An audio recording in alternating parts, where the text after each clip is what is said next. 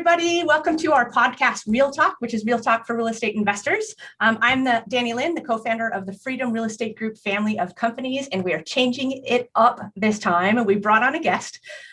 Stephen Libman is with us. We're super excited to have him here. I actually met him in the fall of 2019 in a mastermind event in San Diego, and I was super impressed with him there, the short lunch that we were able to have. And I'm going to let him introduce himself more. But the reason I brought him on is because I recently started working with him again on syndications, or for the first time on syndications. I'm brand new to this space. I don't know this space at all, but he's got so much knowledge that I'm getting excited about it. We were just at dinner in Columbus the other night, and him and his partner Travis talked for like a couple hours about all these things. And I was like, I need you on the podcast. So I want all of you guys to learn everything that I'm getting to learn. And so, Stephen, can you tell us about you and your company? Yeah, thanks for having me on. I appreciate it. This is always fun having like real conversations with real estate investors, especially with people that don't know that they maybe want to invest in real estate or that they can yet. So anyway, I'm excited to have the conversation today. So yeah, my name is Stephen Libman. I'm one of the managing partners of Integrity Holdings Group. We've been in real estate for 11 years, first in the residential space and then now in the commercial space. The difference, by the way, is 5 doors and more is commercial, 4 doors and less is residential, meaning a single family, a duplex, a quad, triplex. Those are residential deals. So we've done probably 1,000 residential flips and wholesales in the past. And we realized that was a great job that we built for ourselves, and we really loved it. And it gave us the opportunity to get to where we're at now. But it also was very transactional in nature, meaning you have to go spend money to find a deal, negotiate that deal, close on that deal, sell that deal, and then you start over again, right? After you get paid once from it. So, we always knew that over time, we would like to take some of that active income and create passive income with it. But we didn't know exactly what strategy we were going to utilize to do that.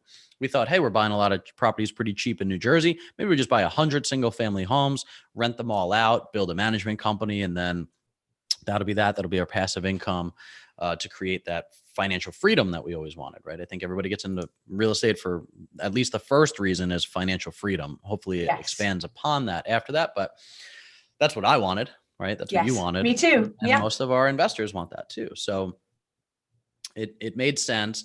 But then as we started talking to some other people that were in the space a little bit further down the road than we were, they said, don't do the single family strategy. And this is all one person's opinion, right? So take it for what it is. I'll just give you our story. So we decided not to do it. We were starting to look at like 20 and 30 plexes. Like, okay, so maybe we'll just buy something a little bigger. And then we were told again, those are difficult to manage. They don't really absorb, the economies of scale don't really absorb a full-time third-party property manager all the time. And so somebody said, you should really be doing like 100 units and above. 75 units maybe, but 100 units and above. And we just thought they were nuts. I mean, we're house flippers, right? Right. I'm not going to go buy 100-unit building. But we did. We took a little bit of time, but we changed our mindset on, the ability to do a deal that big. And I think what was scary for us was we didn't have the experience of managing that big of a project. Mm-hmm. And, I think as entrepreneurs, we think we have to jump and grow wings on the way down and figure it all out. Well, in the commercial space, what I love is similar to the single family space where there's masterminds. In the commercial space, there's partners. There are people that have done it before. There's nothing new under the sun. You don't have to go reinvent the wheel, whatever tagline you'd like to use for this. It's just, you don't have to be the smartest person in the room to do these deals. So, fast forward to, 9 years into the business, we did our first commercial project. We partnered with an experienced operator that had about $150 million of assets under management. And we built a 180,000 square foot storage facility ground up in Orlando, Florida. And it was a $12 million project, a $4 million capital raise. Wow. And that was our first deal. Wow. You jumped right in. We jumped right in. And, we had the confidence of a partner who had the experience. And we knew that we could bring capital to the table. We had a lot of private investors that had given us a lot of money over the years for fix and flips. And, we said, all right, so this is more passive. So we want to get into this, and then, you know, the straw that really breaks the camel's back. And I know this is going to be a different, you know, subsection of this podcast that we're going to take a deep dive on, is the tax benefits. You know, when I started understanding that I can pay little to no tax because of my investment strategy, it really piqued my interest. I mean, we couldn't believe that there was a way to create wealth in a tax-free manner. And it was simple ignorance. It's not because of anything else other than we did not know. Yes. And that's where I land right now. And that's what got me so excited, as you've begun to teach me about syndications and about this type of investing. Is you started teaching me about that. And you said, hey, go buy this book and learn a little bit more. And then I'll ask you questions. You'll box me back and forth. And I'm like, no way. I can't believe I've been in real estate investing this long and I haven't learned it yet. And so I think that, you know, that I posted on Facebook and I said, who paid taxes last year? And who wants to learn how not to pay taxes like last year and do it legally per the code? Because we're incentivized not to, you know, have to give taxes away. And I think even Tom Wheelwright said it's the single largest expense that we'll ever have is taxes, right? Yeah, you have a partner in your business, you know. And what I like about, so Tax-Free Wealth by Tom Wheelwright, if you haven't read the book, definitely go pick it up. Tom is Robert Kiyosaki's CPA. He teaches CPAs across the country on how to strategize with the tax code in mind. And that was kind of the aha moment for me. I used to think that the tax code was a book of rules waiting to jump out at me and get me, right? Like, gotcha, now you're going to jail because you didn't pay this tax. And that really is how I grew up thinking about the tax code. What I like about the book is it shares with you that the tax code is really a big book of incentives. The government wants to drive certain industry, to drive certain behavior. And the way that they do that is with incentives. Right. And the tax code for real estate is unique in the sense that you get to write off and take losses against your investments in these deals. Now, the caveat to that is you do need to invest with operators. You can't go to Wall Street and say, hey, I want to get into a real estate investment trust. They don't get the tax benefits, right? So the real estate investment trust who runs it gets tax benefits and the operator gets tax benefits, but you as the, you know, retail investor that's getting involved in the Wall Street REIT does not get these tax benefits. You have to know an operator. You have to be able to get involved in a particular deal. And this is why we're on these podcasts shouting this stuff from the rooftops, because I was never taught it. My parents were never taught it. Every time I have a conversation that I'm out, people just don't know that they can participate passively in these deals, get massive tax benefits, and partner with very experienced operators in a passive position. And when they find out, they're like, wait, why isn't everybody doing this? I don't know. Frankly, I don't know why everybody isn't doing this. Probably just because of the same reason I didn't, which was ignorance. I just didn't know. Yes, exactly. Me too. Lack of education. And as soon as I heard it, I was like, okay, spread the word. And like you said, you know, shout it from the rooftops. And that's what I'm starting to do. So I'm excited that you're here to be able to. So we touched on this just a little bit. What I wanted to get on is the tax-free wealth. So tell us, this is what impressed me the most, because I haven't been able to experience it yet, right? You're teaching me. I'm participating as much as that I can and will continue to do so. But from your experience personally, what do your tax returns look like since you've been implementing this strategy? Well, this is a fantastic question. I just got my draft copy this morning from my accountant. So in 2016, I got crushed in taxes. We did maybe $3.1 million in flips in gross profit. And we had to pay huge checks to the IRS and to state for taxes in 2016. 17, when we started getting involved in, 17, 18, again, got killed in taxes. 19, when we first started getting involved in more commercial type deals, we started to see some depreciation. So it didn't offset our taxes completely in 19, but in 20 and 21, it did, meaning we were paying upwards of six figures, multiple six figures in taxes from the business in 2016, 17, 18. And the last 2 years, our tax returns have been significantly negative. So this year, I'm just pulling it up. I hope I'm all right to share this. But So our net loss was 1.143 million. And that the reason for that is depreciation, right? So you take your gross income, you take your expenses, then you have your net income, and then you have depreciation as one of your expenses, right? So how do you get to make negative $1.1 million in a year? Right. Well, that net loss didn't mean that we didn't make any money, right? In fact, we all bought new houses this year, and it's been a real blessing of a year in terms of coming out into more financial freedom. But my tax return doesn't show that, right? My tax return shows that I netted negative $1 million. And that's because of depreciation. And so, unlike residential real estate, commercial real estate has the ability for you to take depreciation on the building, but then you can accelerate that. So very quick numbers, right? We're not going to spend a ton of time on this, but the IRS allows you to depreciate a building over 39 years. Okay. So a commercial building, they say it's going to last 39 years. If you buy a $10 million building, you can write off $390,000 a year, right? Just kind of. Wow. So that straight line depreciation is fantastic because that means you can earn $390,000 a year and not pay any taxes on it. Right. Okay. Now, if you want to take it a step further, you can go and get what they call a cost segregation study.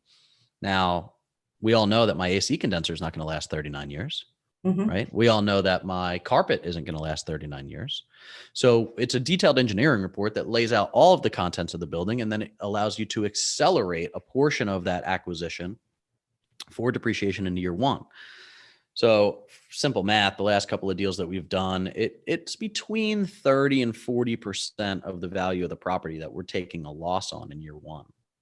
That's now, unbelievable. $10 million building, right? You're talking about $3 to $4 million bucks. We're in the process of buying a $42 million building, right? Which means it'll be between 12 and 16 million bucks. And we split that 50-50 with our passive investors, right? So our active investors get half of that depreciation. So if it's 14 million, we'll get 7 split between us and the partnership. And then the limited partners that are the passive investors also take the other half of that. Wow. Which means the gains that we pay them are tax-free, right? And then it also means that they have additional losses that they can apply to and consult your accountant, passive gains, other capital gains, or if you're even a designated real estate professional, your ordinary income. And this is how we started really seeing the gasoline get poured on the fire, because we were still doing a couple flips, but then not paying taxes on those flips. It becomes much more profitable because the gains from the depreciation from the commercial stuff was offsetting the residential stuff. Right. Yeah, that's powerful. You know, one of the most active campaigns that we had when I started teaching me this, and I used to start talking to your turnkey real estate investors and how they don't have to pay taxes, or they can start, wiping out some of those taxes on the turnkey properties that they've purchased by participating in something like this. So talk to us about that and the difference between real estate professional versus not. Can you educate us a little bit more? Yeah. So the real estate professional is not everybody asks me, well, does that mean I have to have a license? Does that mean I have to be a realtor? So no, the real estate designation is an IRS designation. And what it means is that you spend 700 hours or more a year on real estate, right? And then you also have, it's your primary source of income more than anything else, right? So if you're getting more income from real estate than you are from any other source of income, and you're spending more than 700 hours a year on it, then you are a real estate professional. Now, here's the caveat to that. If you have a non-working spouse, is it possible that they stay home and they're the ones that are watching over your real estate investments, right? So you're a high income W-2 earner, and you have a non-working spouse that is now their primary focus is to focus on the real estate in your portfolio, then the argument, I think, can be made that they are a real estate professional. And as you file jointly, then your accountant can let you know if that'll offset your W-2 ordinary income, right? So there's some caveats to how you can use that real estate professional status, as long as you and your accountant agree on that and what that looks like. But, for me, I'm an active real estate investor. For you, you're an active real estate investor. So the real estate designation is clear for us, right? If there's other people in real estate, I have some friends that they're kind of on the cusp. They're like, well, I'm a full-time mortgage broker, but I have 35 rentals and, I'm easily spending more than 700 hours a year on this business. Mm-hmm. I said, well, this is something that you and your accountant have to go through and figure out if you're a real estate professional or not. And the reason that you want to get to real estate professional status is because you get to use the tax benefits 100% that year, not a portion of it. So let's say I'm not a real estate professional, right? Let's say I'm a high income earning surgeon and I have some passive investments. I have some stock market gains. Maybe I do a little hard money lending on the side, whatever. Well, your depreciation from these deals will go to offset not just the income that you're making from these deals, right? But then other passive gains. Those other passive gains can be the capital gain from a stock gain. It could be a hard money lending. It could be a turnkey passive investment, right? Right.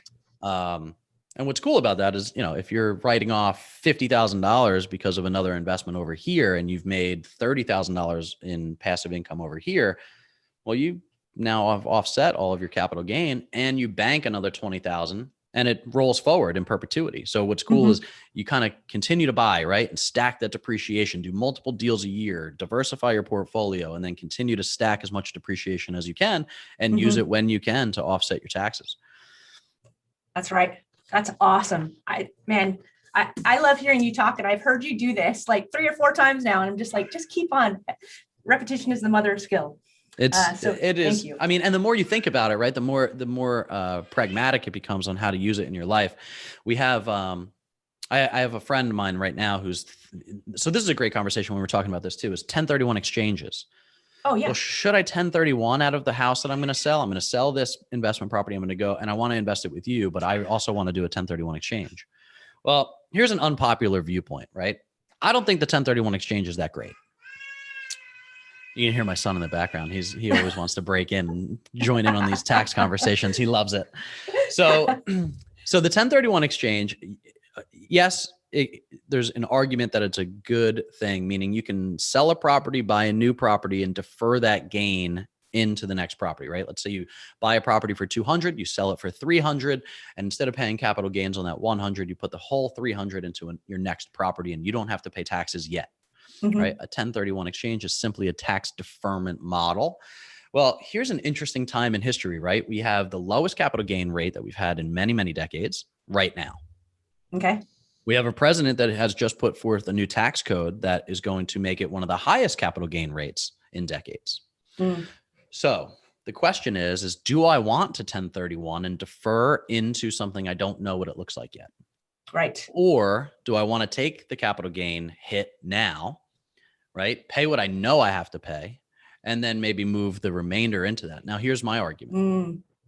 If you sell a house for $300,000, you have this $100,000 capital gain, and you give it to one of our deals, what is the depreciation going to be?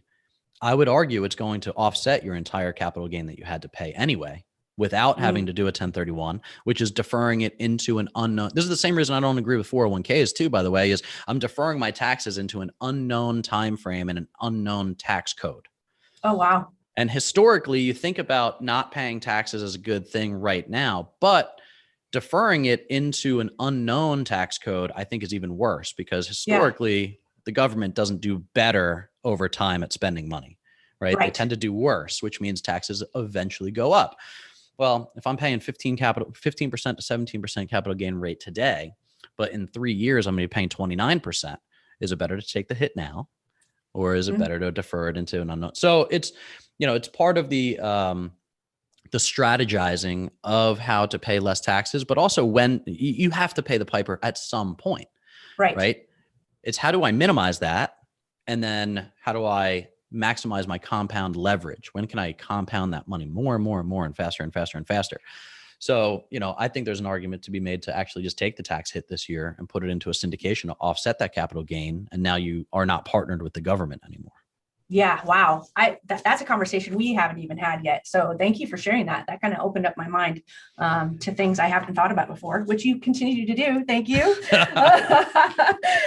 So you had mentioned about investment timing, and when we were out the other night in Columbus, you said something about how syndications help with hedging against inflation. Can you revisit that conversation? And I may have worded it wrong, so just correct me where I, kind of screw up, because I'm still learning. Yeah. So, I mean, why is it a hedge against inflation? So mortgages are a natural hedge against inflation, right? Mortgage rates, as they rise and fall, you often see a inverse reaction to inflation. So we're seeing inflation right now, right? But if you have, so mortgage rates being pretty stable or going into a 10 or 12-year cycle of a mortgage, of what the mortgage rate is going to be, right? It stays the same. The cost of money is going to stay the same for that, right? Inflation means that the cost of money is getting higher. So a natural hedge against inflation is to make sure that your debt structures on these properties stays the same over the next 10 years. So instead of your cost of money going up, it's going to stay the same. So it gives you downside risk protection against inflation over time, right? And I mean, you can just Google, hedge against inflation. If you just Google that, you'll have all these different articles that come up and talk about how mortgages and debt are stable debt, not like floating arms, but how stable debt long-term hedges against inflation. And we are in an inflationary season right now. I think a lot of people think that rates are going to go up. I don't. I think rates are going to come down. Okay. It's another unpopular opinion, but you have half of the world with negative interest rates. And I think the dollar is going to be worth less, which is what inflation is. But because of that, it'll actually drive rates down, not up. You can't have inflation with rates going up for very long before it becomes a crisis, right? So our government won't probably allow that to happen, which means you'll probably see very low rates over the next couple of years, in my opinion. Wow. Thank you. You touched on this already. Let me know if there's anything that you want to add to it. I had written down, how does this compare with investing in the stock market or in REITs? Yeah, so we're anti-volatility. If you listen to our podcast, you hear us talk about this all the time. My dad passed away 7 years ago. He lost nearly half of his lifetime accumulated 401k wealth in the stock market crash of 7 and 8, and didn't live long enough to ride it back up. Right? I mean, we're seeing some of the highest levels of the Dow ever right now, but that's been a bull run over the last decade, right? It's just continued to go up and up and up. So we're anti-volatility, right? And when I saw my dad lose half of his wealth in the stock market, I said, well, how do I not do that for my kids? How do I make sure that so our philosophy is threefold, right? Preservation of wealth is first. So how do we not lose money? Number two is return of investment. And return of investment means, how am I going to get my money back? Right? And return on investment is third, which is, what is the rate of return that I'm going to get? Because honestly, number three is irrelevant if you can't perform on numbers 1 and 2. Right. So how do we make sure that we are hitting those metrics? And then we started going and exploring for where is the least volatile place to put my money, right? And real estate wins over the stock market in terms of the volatility calculator every time. The two asset classes that do significantly better than other ones, even in the commercial space, are multifamily and self-storage. Those are the only two asset classes that we're involved in. And it's because we just don't like the volatility. I would like to know that I'm going to make 10% on my money every single year until I'm dead. Than to say, maybe 1 year I'll make 18 and maybe 1 year I'll make 7, or 1 year I'll make 5. Right.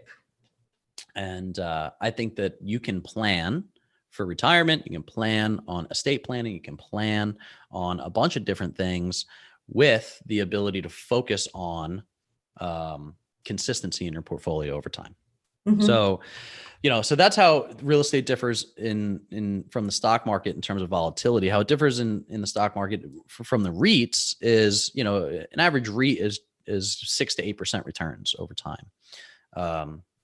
Talk to Dani about what we offer, because it's different, right? Yes. And then you have the tax benefits, which you don't get through a REIT, which you do get through us. So, I mean, if you're making 10%, but you're making it tax-free, you're really making like 12.3%. right? If you don't have to pay taxes on it. So, there's just some different numbers, but then also I can't touch and feel the stock market. Here's a great example. And not to go into the crypto space because I'm not really in it and I don't really understand it, but Coinbase is a crypto exchange that just went public. Okay. So now they're listed on the New York Stock Exchange or the NASDAQ or whatever.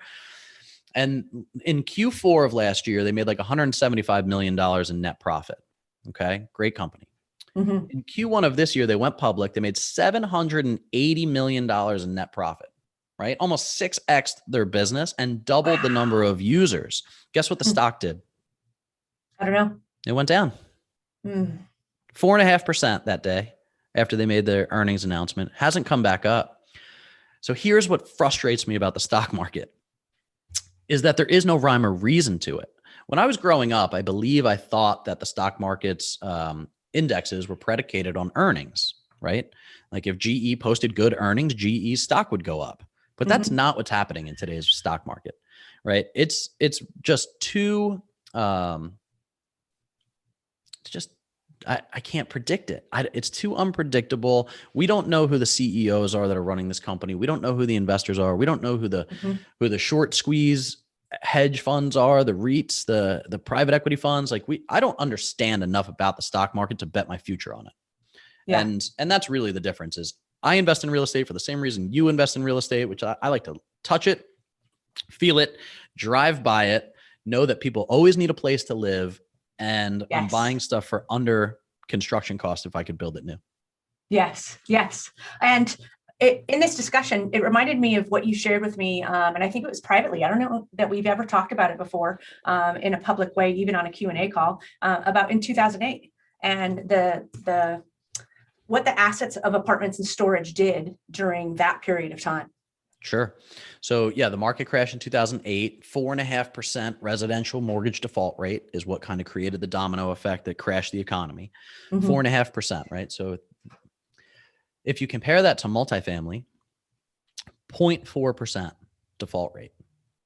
And why is that? Well, that's because people are still needing a place to live, right? Renters were still paying and landlords were not losing their properties, but homeowners were. Right. So self-storage even lower than that. It was like 0.04 or something crazy. So, in terms of just volatility, right. You see that and you say, well, exactly. I don't want to be involved in that. Yeah, exactly. And that's what I wanted you to touch on. So thank you for sharing that. And I didn't even give you a warning about that one. Sorry. Okay. So when it comes to syndications, I've noticed, and I'm still new to the space, that you guys are doing bigger deals than any other syndicator. So can you tell us more about that? Yeah, I mean, that was really a strategic growth point for us. I mean, we started out doing big deals, 10, 12, 13 million. And then after those first 3 deals, we ended up doing like a 66 unit, an 84 unit, 120 unit. And you realize very quickly that you're building yourself another job, right? Asset management, property management, construction management, which is fine if that's what you want to do. It really wasn't, right? We love our investors. We love talking and educating people about investment opportunities. And we're investors first. So what I want to do is find the biggest, best, brightest operators in the country, come to them, build relationship, make sure that core values align, and then say, hey, we'd like to fund one of your future deals. Let us know when you have them. And, this particular deal that we're doing right now, it's a 40-year operator, right? They have a vertically integrated company that does absolutely everything from asset to property to construction management. And they're very good at that. I mean, so a lot of our business success has been built on partnerships. And a lot of our business kind of toe stubbings have been when we want to be all things to all people and do absolutely everything ourselves, so wisdom. It's just a particular path of growth for us is we want to partner with the best in the business. And by doing that, we're having access to deal flow that we would never see on our own. Right. I mean, this project that we're doing right now is a $42 million acquisition. Nobody's showing Steven that deal right now. I mean, we have $150 million under management, but that's like a third of your portfolio in one deal. It's difficult to find that kind of deal flow. But when you partner with the right people, they have plenty of that deal flow, right? We have more Yep. deals than we can fund right now. So it's a great problem to have. It really is. And that leads us, thank you, right into, can you talk to us about operators, your experience with operators and the person that is, the operator that you enjoy working with right now, because I know we brought this up and you mentioned, I'll lead you into it so you can share it all in one thing about, whether or not they partner with any other people like yourself. Yeah, so they do not like ourselves. I don't think they've been funded by any other syndicators like we do, where we bring retail investors in. They have historically been funded by Wall Street, real estate investment trusts and private equity funds and things like that. They like the idea that we get to pay more to the retail investor and partner with them with our model than, Wall Street getting richer while the retail investor makes a decent return, but not nearly what they're able to get. Right. So, in terms of operational functionality, we want to make sure that they're vertically integrated, meaning that everything's under one roof, right? They have asset management, property management, construction management. But then what we love about this group is they're giving us weekly reports, right? That are super detailed in terms of how many people came in, how many phone calls came in, and you've seen some of these reports. It's like, this many people came in and applied, this many people were accepted. Here's the people that were denied. Here's why. And, that's on a weekly basis. On a monthly basis, you get 160, 170 page report. That's every single line item across the board for income, expenses, and budget versus actuals, and what that variance looks like. Mm. Well, here's why we like that, right? Because I can manage to that very easily, right? We can go down, and if the budget variance is a certain percentage off, then I know that, hey, we want to have a conversation with the operator about what's going on this particular line item. And it Right. kind of jumps off the page. I've never seen reporting like this. I mean, we've been in the space for a while and we've worked with other operators. This type of reporting is exactly what we want from a transparency and integrity perspective. And they've spent 40 years building this type of reporting system, right? So yeah. And there's a lot of operators out there. And if you're listening, right, you're going to find different operators. You're going to find different partners that, if you want to, that you can get in this space with.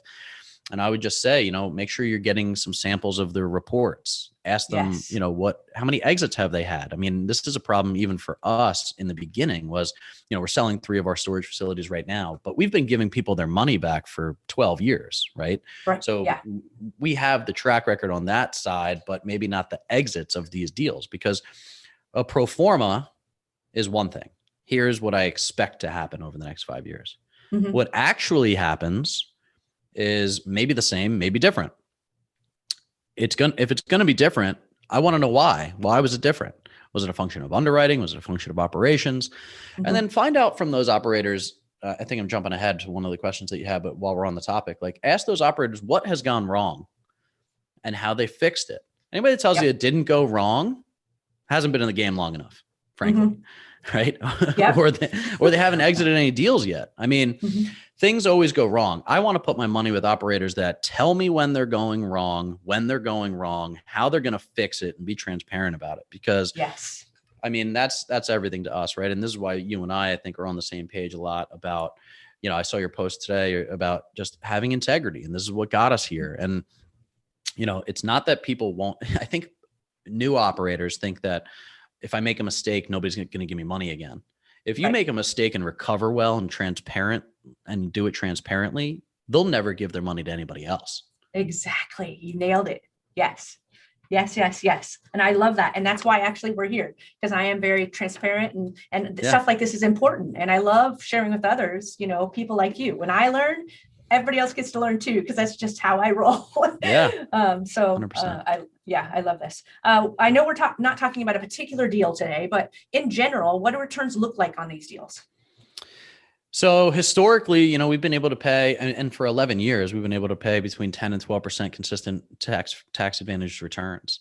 The structure of those deals is all a little bit different, but so the main thing for at least our deal flow, right, that I think is different than other people's is they usually have some combination of a preferred return and then a common equity return. And all that means is preferred return, you get paid after the debt, right? So the debt the debt needs to get paid, your mortgage needs to get paid, and then your preferred investors make their preferred return. It's usually 6, 7, 8% on their money. And then at the end, there's some split, right? And then you hope that that split is to the benefit of your upside and that you can maybe make more. We don't do that. We do straight preferred returns, meaning on both the front and the back end, all of those distributions are preset for our investors. We tell them exactly what it is so they know exactly what they're going to make, and we put it in a preferred position, meaning we take most of the downside risk, right? If it doesn't win the way that we thought, it doesn't really affect the investor's preferred return. Right. I mean, and then if it goes beyond that and we win a little bit bigger, then that stays with us too. But what I like about it is, again, going back to consistency, right? We eat last, right? I love that book, Leaders Eat Last. Yes. So that's how we structure these deals is we eat last. The operators eat last. The preferred investors eat first. And, the mortgage gets paid first and then the preferred and then us as common. And I like that. I've been a limited partner in some deals where, I've been shown projections and I got half of that because it just didn't pan out. Well, I would have liked it if it panned out, but I also got into a deal that I, knew had some downside risk. So what we try to do is hedge the downside risk out of it for the investors so that they know what to expect so they can properly plan. Right. Yeah. Love it. I know you have an appointment coming up, so I'm going to get to, there's two. Okay. So the last one's going to be an easy question. I really want you to dig into invest with purpose. I told you the other night that somebody emailed me and said, Dan, I just love this invest with purpose, mission statement. And I said, oh my goodness, that's Stephen. I'm actually, I'm wanting to adopt something similar because I love it too. So talk to us about that. No, I love it. I mean, the whole idea is so that it can continue to grow into other people's businesses and to, kind of morph into what it's going to be for them. But our idea of invest with purpose was we wanted to figure out how to give more abundantly now before we got quote unquote there. We had a there number in our business, like, once we make it here, we can start giving more abundantly. And through some prayer, it was pretty clear that we could do it now. And it was, hey, let's carve out 1% of equity for this deal, for this nonprofit, 2% in the next deal, 5% in the next deal. And all it means is that we carve out a percentage of our cash flow that does not affect the investor's returns in every single deal that we do for a nonprofit. And there's no shortage of need in the world. We know that we can make a big impact through these big deals with this big cash flow and with these types of projects that we're doing. And that's the goal. I mean, we want to grow to a place where we're giving away 90% of the cash flow on a deal and just covering administration expenses, right? I mean, there's, we only need so much, right, for ourselves.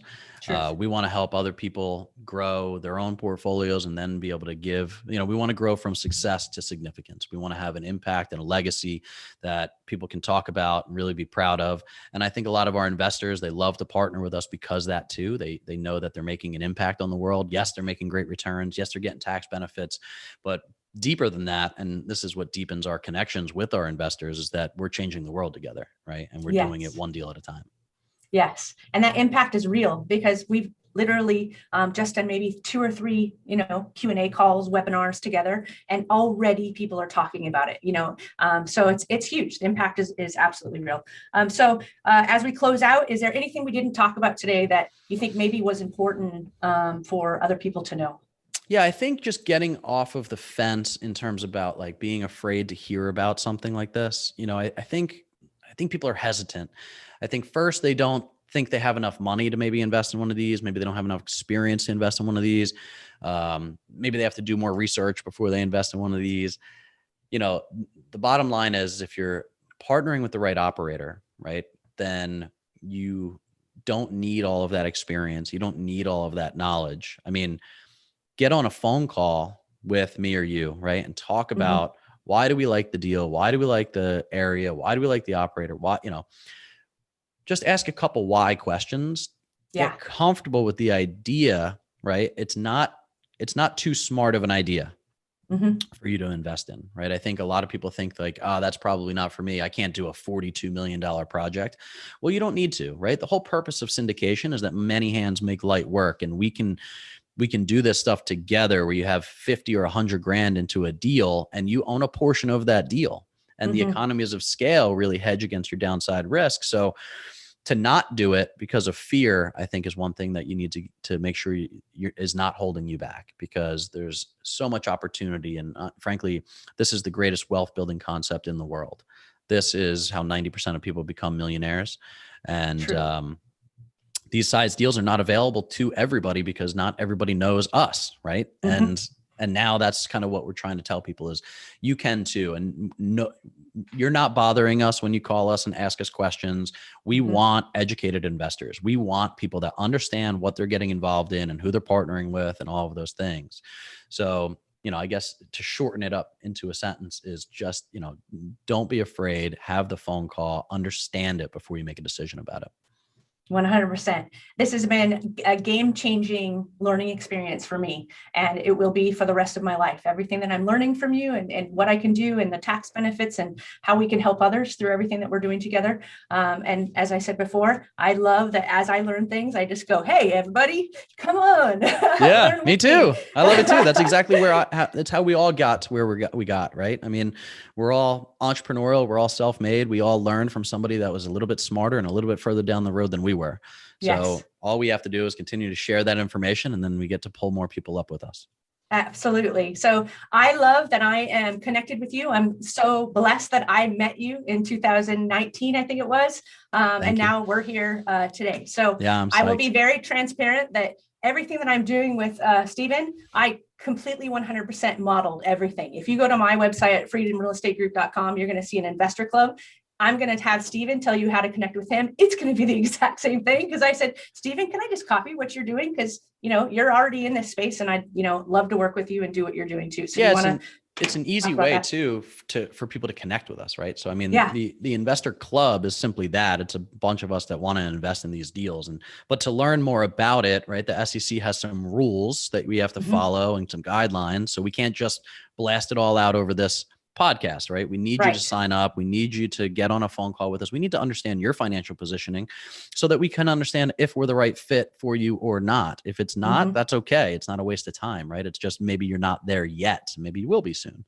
Yes. So anyway, you can go to integrityhg.com. You can sign up for our investor club. You can check out some of our podcasts and some of the free services and information that we have there.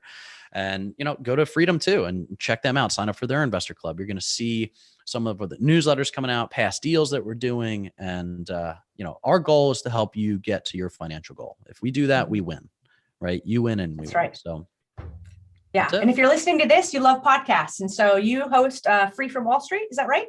That's right. Yeah, that's a fantastic. I've been on his website and I've dug into them as well, just to keep on learning. So I don't, he says not to bother him, but I always try not to bother him. So I go to his website and listen to all his videos and then start asking questions. So it's a wealth of information. Thank you so much, Stephen, for being on the show today. I appreciate you. I am so sorry I made you late for your next appointment. You can apologize on my behalf. No worries. We'll be fine.